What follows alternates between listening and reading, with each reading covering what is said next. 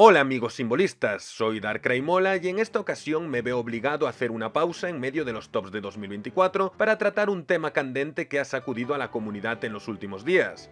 Y es que si estáis algo metidos en el mundo del manga anime, probablemente hayáis escuchado la polémica noticia de que el manga de One Punch Man sufrirá, una vez más, un redibujo. Está habiendo mucha locura, mucha confusión y sobre todo mucha desinformación con el tema, así que voy a intentar explicarlo para que quede lo más claro posible. Por cierto, este vídeo no habría podido existir sin la ayuda de un seguidor llamado Robert117, así que antes de empezar aprovecho para darle las gracias por toda la info que me dio. Bien, para comenzar, entendemos por redibujo a la situación en la que uno o varios capítulos del manga publicados hasta este momento de repente dejan de ser canon, vamos, como si dejasen de existir, para ser así sustituidos por capítulos totalmente nuevos o por capítulos similares con algunas diferencias. Es como si se reescribiese la realidad, de tal modo que los capítulos antiguos ya no pueden considerarse válidos para seguir con la trama, pues ahora solo importan los nuevos. Como explicaré más adelante, el manga de One Punch Man ha sufrido de esta práctica en numerosas ocasiones,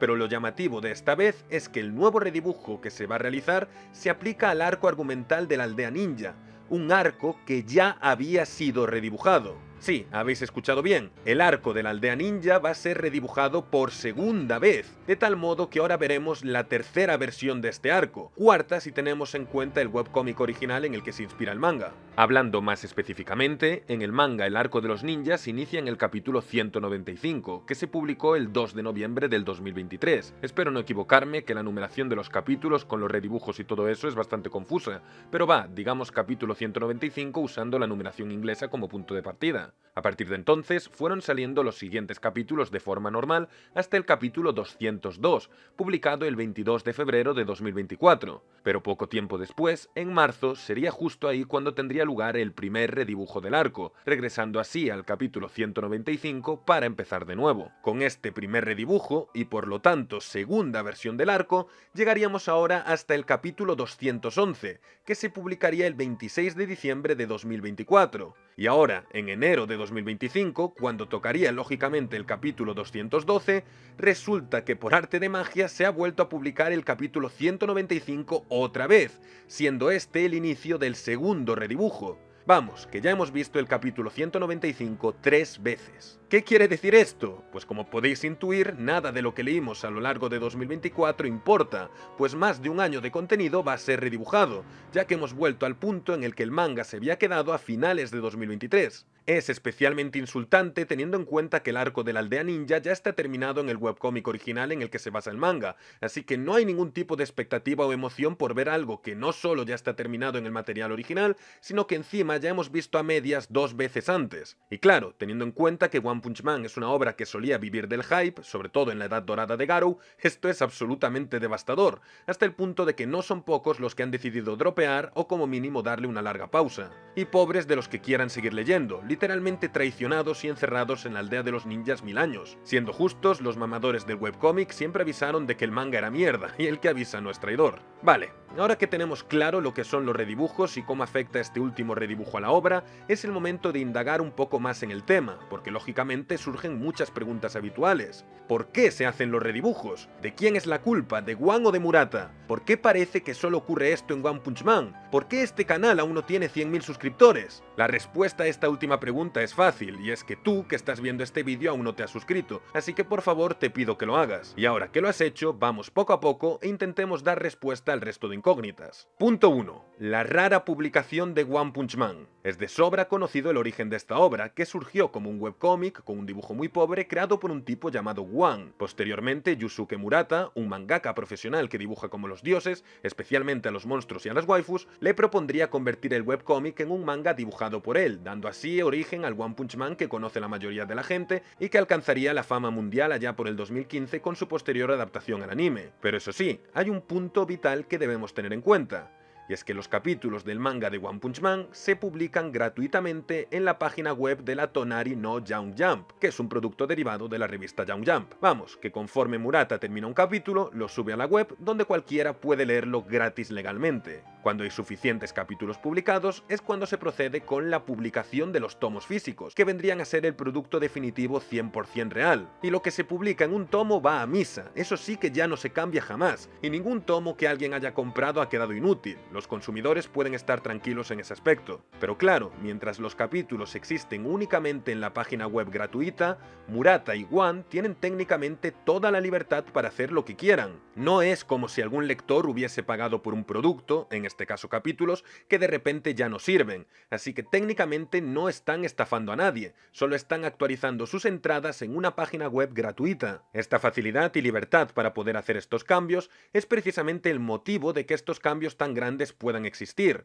porque si nos paramos a pensar, probablemente a todos nos gustaría que alguna parte de nuestros mangas favoritos con la que no estamos muy conformes se cambiase, pero esto no suele darse porque la mayoría de mangas se publican primero en revistas de pago, es decir, los capítulos ya son productos comercializados en los que la gente ya ha invertido dinero, así que cambiar eso sí podría resultar problemático. En algunos casos contados, a veces hay suerte y se da algún cambio ligero en la publicación de los volúmenes, cambiando alguna página, añadiendo contenido extra o mejorando dibujos. Sin ir más lejos, uno de los casos más reconocidos de un redibujo se dio en el manga de Berserk, con la eliminación del capítulo 83, que mostraba a Griffith hablando directamente con Dios, pues el mangaka Kentaro Miura se arrepintió de haber introducido algo tan complejo tan pronto en la historia. También en Houseki no Kuni, la que era una de mis páginas favoritas del manga, fue totalmente cambiada en su respectivo volumen, lo cual fue muy decepcionante para mí. Sin embargo, aunque haya precedentes de mangas que han cambiado cosas, solo One Punch Man parece tener el privilegio de darse el lujazo de cambiar capítulos y hasta arcos enteros, y esto es precisamente debido a esa facilidad comercial mencionada, el hecho de que solo están modificando contenidos en una página web sin perjudicar en principio a nadie. Quién sabe, quizás todos los mangakas que publican primero en páginas web pueden hacer esto. Yo que sé, igual Fujimoto un día se despierta iluminado y decide redibujar capítulos de la parte 2 de Chainsaw Man. Pero lo que está claro es que si esto no es una práctica común,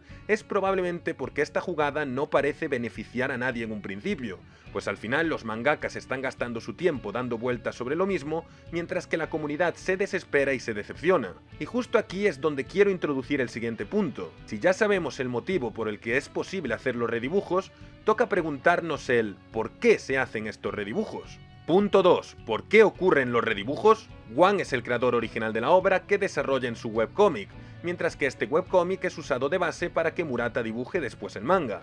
Si podemos decir que el guión es de Wan y el dibujo de Murata, entonces ¿quién es el culpable de los redibujos? ¿Quién de los dos es el que dice, mira, hora de volver a hacer este arco de cero?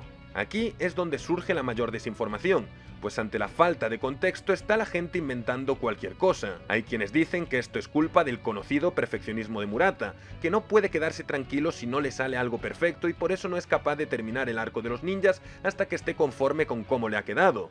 De hecho, él mismo ha afirmado que la mayor ventaja de publicar en web es precisamente poder hacer los cambios correspondientes cuando quiera. Otros, en cambio, quieren culpar al propio Wan, afirmando que hay una desconexión o una falta de diálogo entre él y Murata y que descuida totalmente el manga hasta que de repente, una vez al año, le da por leerlo y entonces le manda un mensaje al pobre Murata diciéndole que lo ha hecho todo mal o que se ha distanciado demasiado del material original y que mejor reinicie siguiendo sus indicaciones. Lo cierto es que no sabemos exactamente quién es el que toma la decisión final aquí, y aunque tenemos más pistas apuntando a Murata, tampoco sabemos mucho sobre lo que piensa Wan o cómo es su trabajo en conjunto. Lo que sí podemos hacer es echar un vistazo a anteriores redibujos e intentar entender por qué se hicieron, por lo menos desde un punto de vista narrativo. Es importante distinguir entre tres tipos de redibujos. Primero, los que mejoran dibujos como tal y agregan más detalles, algo que suele suceder en la mayoría de mangas y que comúnmente se da en tomos, el producto final. Luego tenemos los que cambian algo en concreto pero manteniendo la misma historia, quizás añadiendo alguna página o algún diálogo más, generalmente para bien, como el mítico panel de Tatsumaki frente a Saikos. Y finalmente tenemos los redibujos completos, la razón de este vídeo, aquellos que cambian o modifican la historia drásticamente llegando a sustituirla por una nueva. Para poder entender bien estos redibujos que lo cambian todo, voy a proceder a mostraros los 4 ejemplos de redibujos más polémicos y comentados que ha habido hasta el momento, mientras intentamos especular por qué se llevaron a cabo estos cambios. Hasta el momento, que yo sepa, ni Murata ni Wan han dado sus motivos, pero aplicando la lógica podemos intuirlos. Ejemplo número 1, el blanqueamiento de Sweet Mask.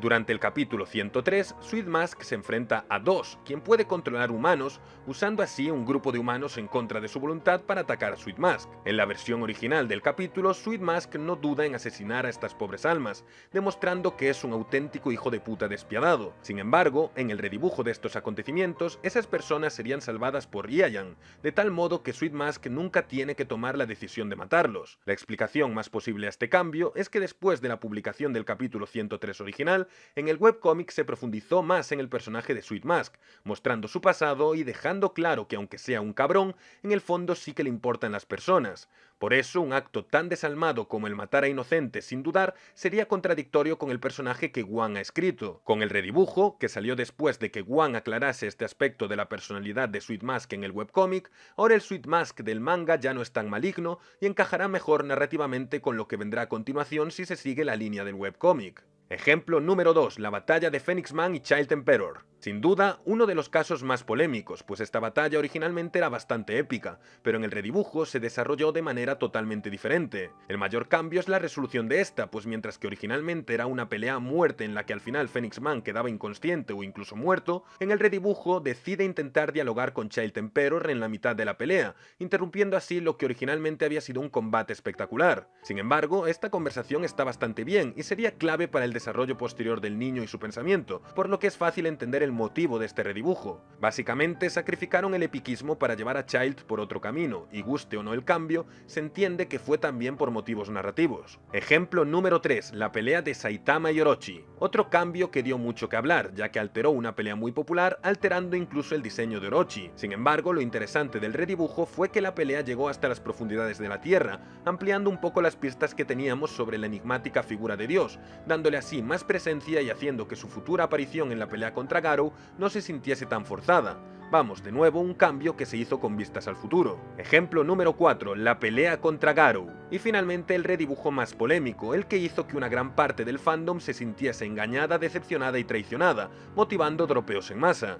Y es que esta pelea, que originalmente parecía que terminaría con una conversación entre Garou y Saitama, en la que finalmente culminarían todos los temas tratados durante el arco, fue totalmente cambiada en los redibujos, dándonos la transformación de Garou cósmico y el consecuente alargamiento del combate. Es curioso, todos los redibujos expuestos hasta ahora parecían haberse realizado por el bien de la narrativa, pero este en concreto parece ser todo lo contrario, buscando un epiquismo desenfrenado a costa de sacrificar la trama, como si el único objetivo hubiese sido hacer algo loquísimo que superase incluso la pelea contra Boros. O bueno, esa fue mi opinión inicial como alguien que hubiese deseado 1000 veces antes ver la conversación entre Saitama y Garou, pero siendo honesto, todo apunta a que la introducción del Garou cósmico fue una vez más un recurso para darle más peso y seguir reforzando la figura de Dios, que probablemente sea el jefe final viendo toda la relevancia que le están dando.